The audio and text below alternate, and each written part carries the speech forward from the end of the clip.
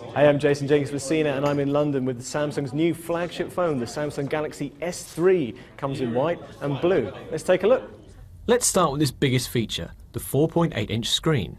This is half an inch bigger than the screen on its predecessor, the S2. The resolution is 1280 by 720 and it looks really bright, colourful, and the fonts are really crisp.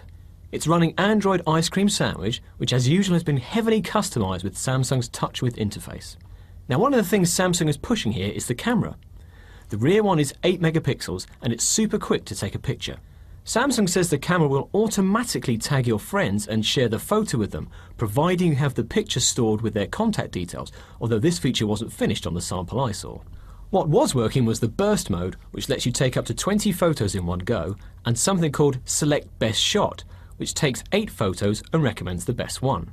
Elsewhere you can record 1080p videos and take still pictures simultaneously, although only at 6 megapixels here.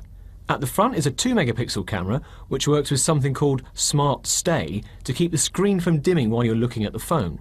Inside is Samsung's own quad-core chip running at 1.4 GHz. Samsung says this uses a lot less power than the dual-core processor in the S2. Now combine that with the high-capacity battery and that means the S3 will last longer away from the mains than the S2. Or so Samsung says anyway. There's no final figure for battery life yet, but I'm told to expect roughly 13 hours. The S3 feels really good in the hand, nice and light, and it's just 8.6mm thick. There's a physical home button on the front and a couple of touch-sensitive keys. They're a little too close to the edge for my liking as I kept hitting them by mistake, but I think you'll get used to it.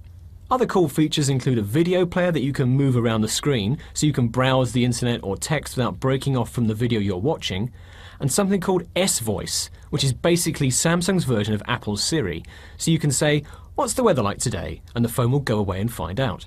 With S-Beam you can share files over Wi-Fi with another Galaxy by tapping the phones together, and you get a free 50GB Dropbox account with every S3, which impressed me.